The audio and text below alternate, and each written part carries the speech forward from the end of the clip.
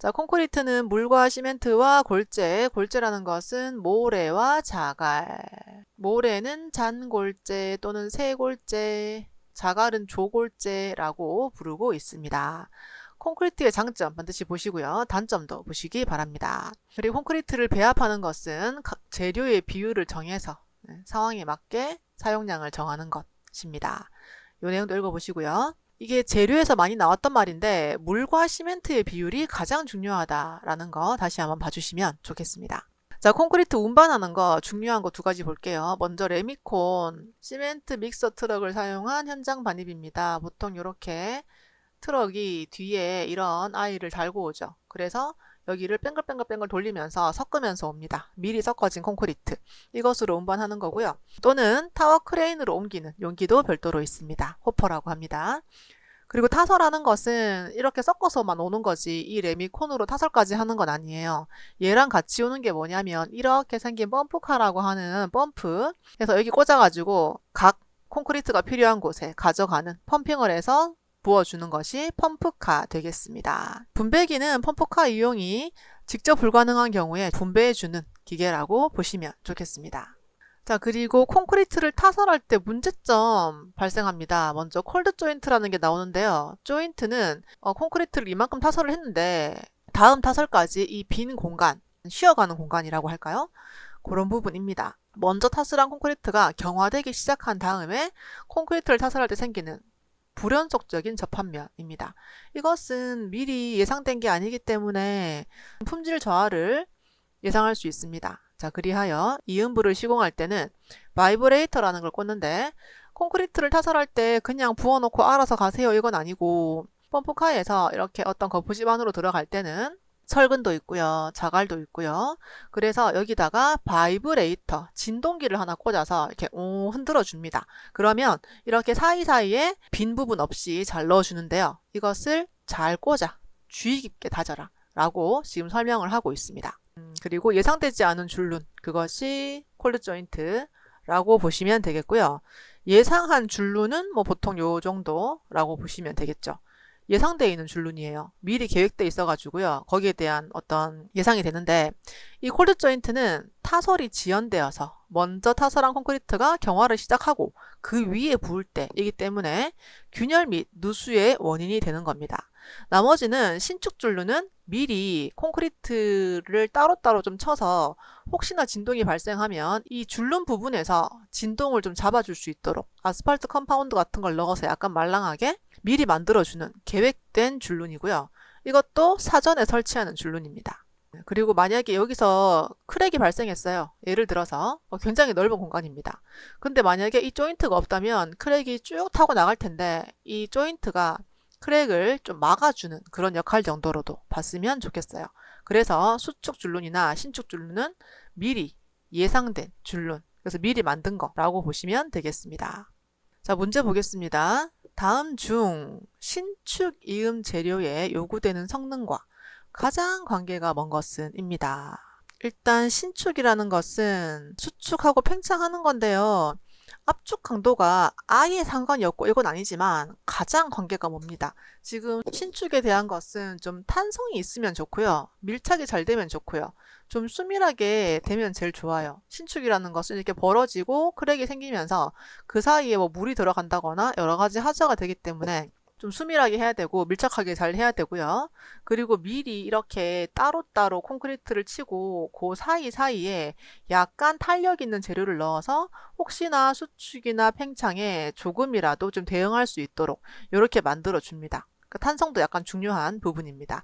압축 강도는 아예 아닌 건 아니지만 관계가 그나마 제일 먼 거라고 봤으면 좋겠습니다. 자, 그리고 콘크리트가 현장에 왔어요. 왔는데 이 반죽 질기, 우리 컨시스턴시 배운 적 있죠? 워커빌리티, 재료할 때 그거를 측정하는 시험인데요. 이렇게 꽃갈콘처럼 생긴 거에다가 콘크리트를 채웁니다. 그런 다음에 이거를 쇽 들어요. 뒤집어 놨죠? 그런 다음에 원래 있는 거리에서 얼만큼 꺼졌나를 보는 겁니다. 그래서 반죽이 되게 진지 아니면 적당한지 아니면 된지 이런 것들을 보는 것이 컨시스턴시고요. 슬럼프 시험이라고 합니다. 그리고 얘는 슬럼프 콘이라고 하고요. 원래 높이에서 꺼진 값이 슬럼프 값입니다. 그래서 이게 만약에 묽다 하면 푹 꺼질 것이고 너무 되면 이렇게 될 것이고 돼도 안 되고 푹 꺼져도 안 돼요. 적당한 값이 나와야 됩니다. 그래서 슬럼프 값을 보는 게 가장 정확하고요. 보통 많이 쓰는 현상이라고 보시면 되겠습니다. 자, 그리고 블리딩. 우리 재료에서 나온 적 있습니다.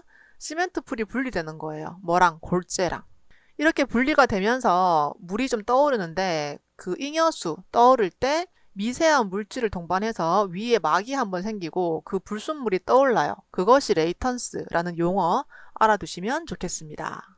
자, 슬럼프 테스트는 컨시스턴시, 반죽의 질기를 보는 거입니다. 강도 아니고 공기량 아니고 재료 분리 아니고요. 컨시스턴시 또는 혹시나 워커빌리티, 이것도 좀 맞다라고 보시면 되겠습니다. 두 가지는 굉장히 관련이 깊은 이야기니까요. 자, 콘크리트의 균열 볼게요. 블리딩에 의한 균열. 블리딩이라는 것은 콘크리트 안에서 시멘트와 골재가 분리되는 현상이죠. 재료 분리 현상.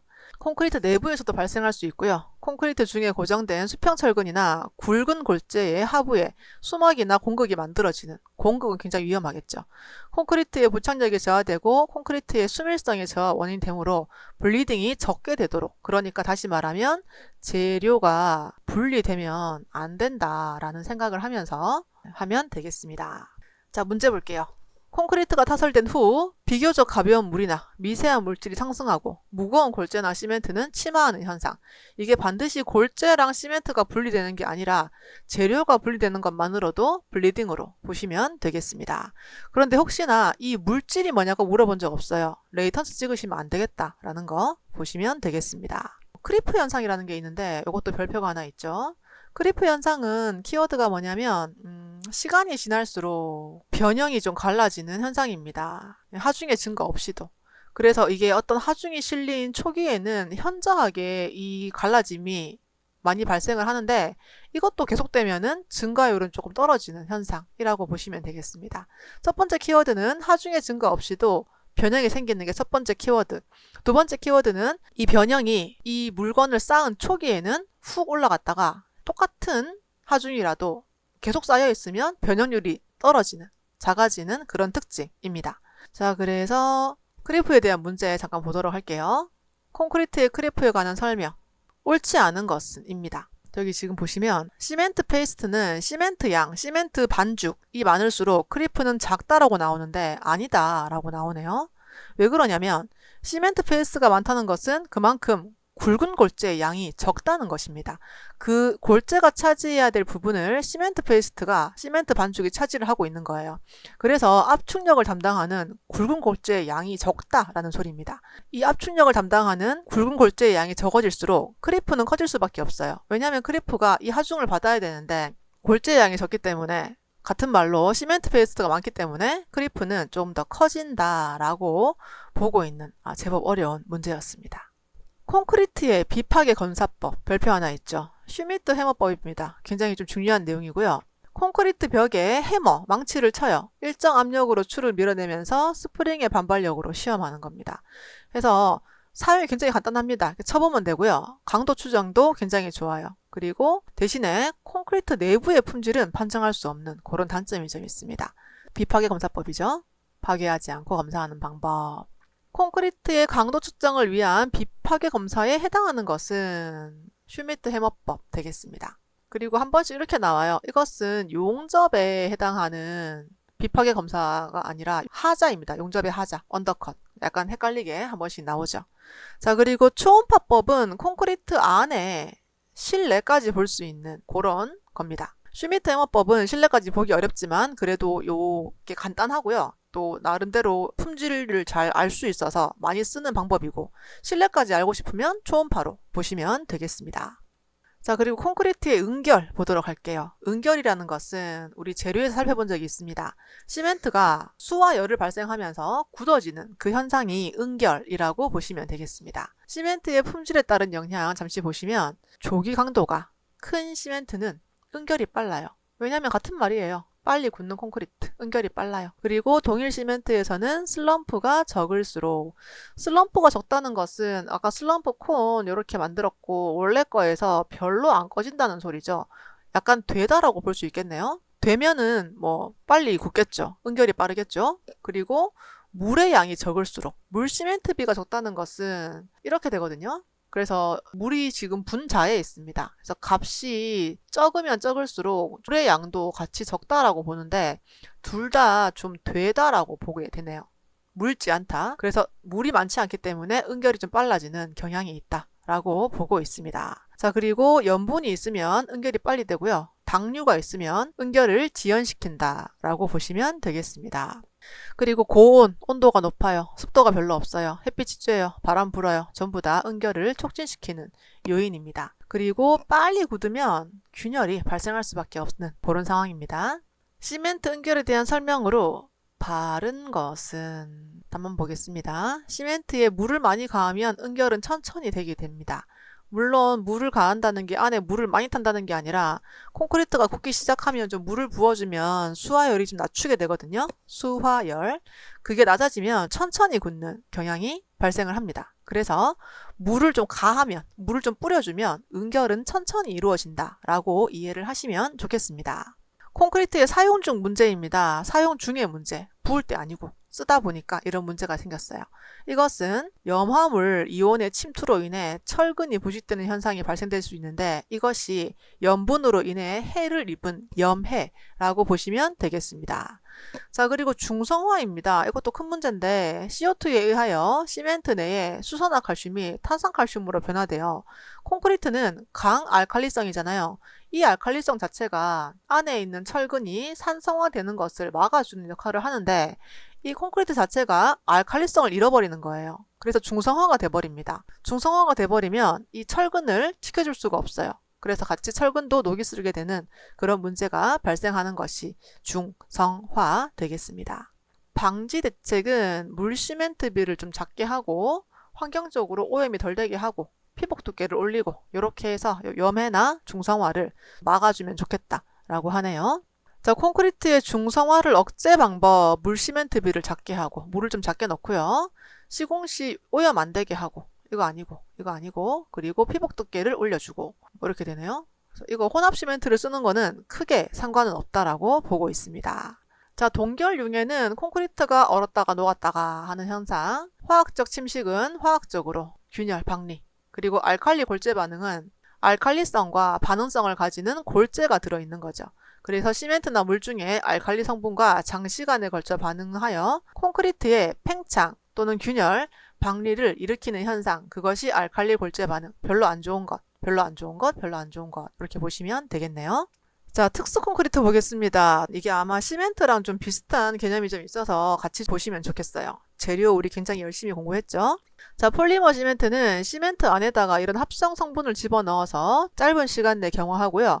초기에 압축 강도가 많이 발생하고 인장이나 휨에 대해서 강도가 되게 높아지고요. 수밀해지고 그리고 내동해성, 얼고 녹고 이런 거에 대해서 좀 더 저항을 하게 되고 접착성이 올라가고요.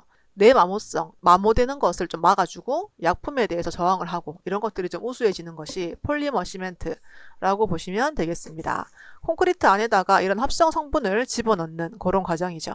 자, 그리고 한중 콘크리트는 되게 추울 때, 서중 콘크리트는 되게 더울 때 이렇게 하는 겁니다. 두 가지 비교해 보시기 바랍니다. 그리고 수중 콘크리트는 물에 치는 거, 우리 다리 밑에 보시면 여기 물이 찰랑찰랑찰랑 지나가고 있어요. 요 안에 치는 것입니다. 대형 기초, 연속 지중벽, 제자리 콘크리트 말뚝, 해양 콘크리트 구조물 이런 거에 쓰는 것이 수중 콘크리트 되겠습니다. 고강도 콘크리트는 말 그대로 설계 기준 강도는 40메가파스칼 이상, 경량은 27 이상 되는 굉장히 센 콘크리트. 그리고 메스 콘크리트는 부재가 되게 큰 거예요. 굉장히 메스감이 있다고 하는데 덩어리감이 있다라고 보시면 되거든요. 덩어리가 큰 부재입니다. 그리고 메스 콘크리트에 대한 대책 뒷페이지에 이어지고 있습니다. 메스 콘크리트는 그 안에서 열이 되게 많이 발생하기 때문에 중용열이나 이렇게 플라이애쉬, 포출란, 고로 시멘트 이런 것들 넣어서 수화열이 적은 것들로 하시면 덜 갈라지고 좋습니다. 온도 균열이 덜 발생하는 부분이죠. 자, 수화 속도를 지연시켜 수화열을 작게 했어요. 그러면 바로 중용열 나오는 거죠. 그래서 메스 콘크리트에 유리하다입니다. 덩어리가 워낙에 크기 때문에 그 안에서 열이 되게 많이 발생을 하는데 이 콘크리트 자체가 중력열 시멘트를 쓰면 열이 좀 덜 발생을 해서 좀 천천히 굳는 장점을 가지고 있습니다. 자, 경량 콘크리트, 가벼운 콘크리트입니다. 우리 오토클레이브 라이트웨이트 콘크리트 요거 배운 적 있죠? 그리고 AE제 넣어서 기포를 뽀글뽀글 만드는 것들이 요런 아이들인 거 보시면 되겠습니다. 커지고 높아지는데 구조물이 같이 무거워져 버리면 위험하기 때문에 콘크리트를 경량화, 가볍게 만들어 주는 것입니다. 자, 그리고 프리팩트 콘크리트.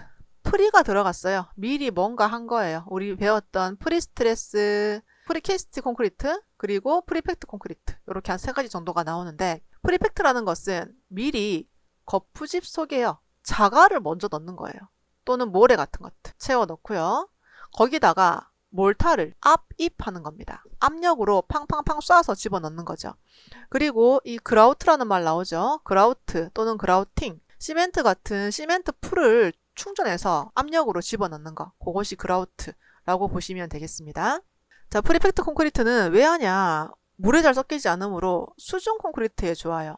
거푸집되고 한꺼번에 시멘트를 부어버리면 물이 샥 와가지고는 시멘트만 밀어가는 그런 문제가 발생할 수 있는데, 이렇게 자갈을 미리 밀실하게 집어넣고 압력으로 순간적으로 팡팡팡팡 쌓아 넣으면 이게 요 사이사이에 조금 더 잘 끼어들어서 수중 공사 등에 좋다라고 보시면 좋겠습니다. 폴리머 콘크리트 나오지 않았나요, 위에? 여기는 특징이 나오고 앞에는 어떤 건지가 나오고 이렇게 나오네요.